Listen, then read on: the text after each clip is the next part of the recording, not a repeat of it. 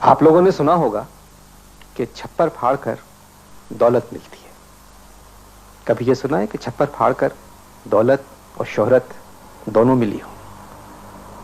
जी, आज के हमारे मेहमान हैं जिनको मैं ये कह सकता हूं कि शोहरत और दौलत दोनों छप्पर फाड़ के मिली, जिसमें उनकी अपनी मेहनत थी छप्पर फाड़ने में। फिल्म बाबुल में काम किया और ऐसा कि दोनों कदमों पर आ गई, शोहरत भी और दौलत भी। आजकल जब लोग फिल्म देखने जाते हैं तो ये गौर नहीं करते कि लिखी हुई किसकी है, ये गौर नहीं करते हिदायतकार कौन है, ये गौर नहीं करते प्रोड्यूसर कौन है। सिर्फ एक नाम देखते हैं, अगर वो नाम मौजूद है उस फिल्म में तो फिर हॉल में दाखिल हो जाते हैं, और वो नाम है सुल्तान राही का। राही साहब, सुपरस्टार की ज़िंदगी में मुश्किलात तो होती हैं जिससे उसको गुजर कर उस मुकाम तक पहुंचना पड़ता है। मेरे ख्याल में आपकी ज़िंदगी में सबसे ज़्यादा मुश्किलात और सबसे ज़्यादा मराहिल हैं जिनको आपको तय करना पड़ा, तो कुछ कहेंगे इसके बारे में? उसके लिए यही है कि इंसान जो किसी काम में भी दिल से मेहनत करे, खुलूस से उस काम को करने के लिए अगर इंसान उसकी कोशिश करता है तो अल्लाह ताला उसमें मदद फरमाते हैं।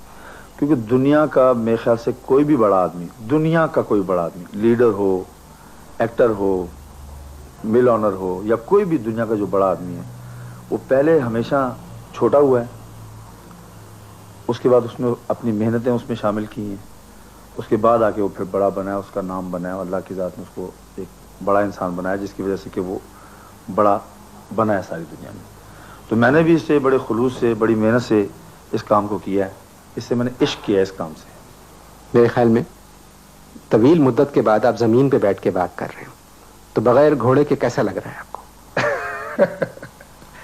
मैं वैसे खाना भी ज़मीन पे खाता हूँ बैठ के जी, और मैं रात को सोता भी ज़मीन पर ही हूँ। कुछ ज़मीन से बहुत मोहब्बत है आप? ज़मीन से मुझे मोहब्बत है। ड्राइंग रूम में भी आप ज़मीन पर ही बैठे? यस, इसलिए कि मैं ज़मीन में जाने को ज़्यादा तरजीह देता हूँ, और मुझे जाना है, मुझे पता है कि मुझे इसी में जाना, तो इससे रग़बत तो रहनी चाहिए ना इंसान की। फिल्मों में देख के तो लगता है कि सबको ज़मीन में जाना है सिवाय आपके।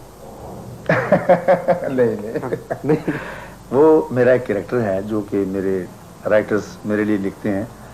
दरअसल में बदकिस्मती से ऐसा हुआ कि मेरी एक पिक्चर वैश्य जट, जिसमें कि उससे पहले मैं बड़े नॉर्मल कैरेक्टर्स किया करता था, सिर्फ चूंकि मैंने फाइटर से स्टार्ट लिया है, एक्स्ट्रा से स्टार्ट लिया है, फिर मैंने छोटे छोटे सीन्स, बाप का कुछ 4-5 सीन का रोल कर दिया।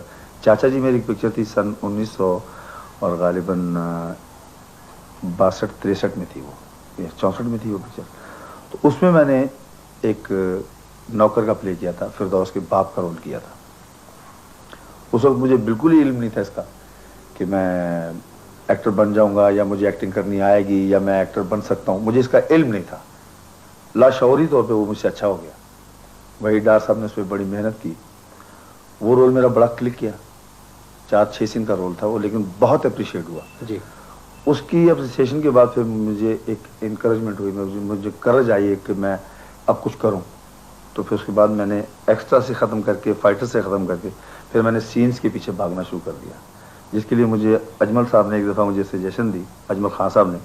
उन्हें मैं अपने उस्तादों की बजाय, बाप की बजाय मानता हूँ, क्योंकि उन्होंने मुझे सजेशन बड़ी अच्छी दी थी कि काम करने के लिए इंसान को, नामवर बनने के लिए छोटे से छोटे काम से स्टार्ट लेना चाहिए और उसमें रहना चाहिए, उसमें लिव करना चाहिए, ताकि वो आपका जो कैरेक्टर है वो लोगों की नज़र में आ जाए और लोगों को ये पता चले कि ये शख्स, एक आइडेंटिफिकेशन हो जाए आपकी कि ये शख्स कौन है, जो एक सीन में भी आया, आधे सीन में भी आया, 5 सीन में भी आया, वो नज़र आए।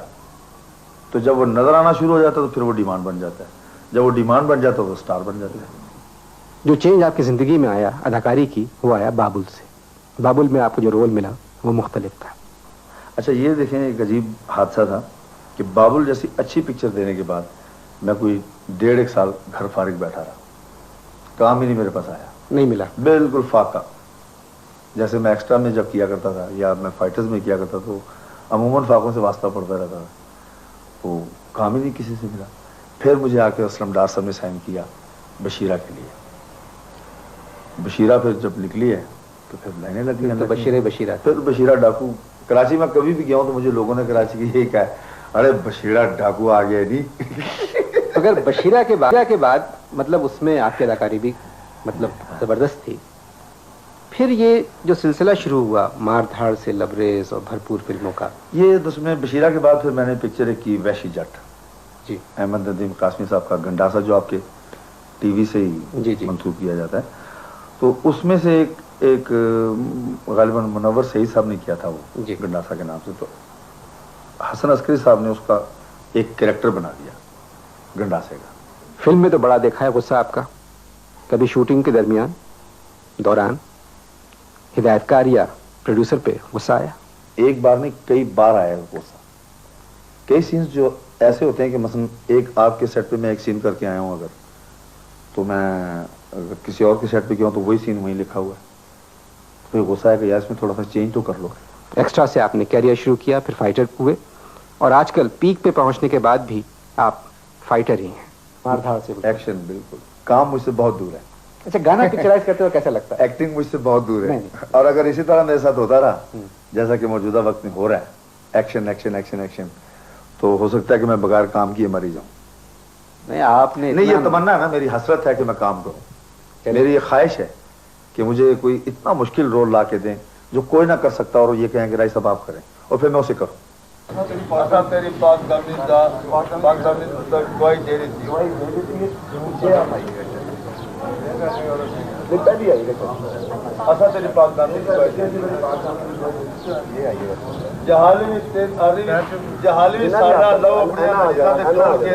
तेरे कलेजे ठंड जिन्ना दिल कर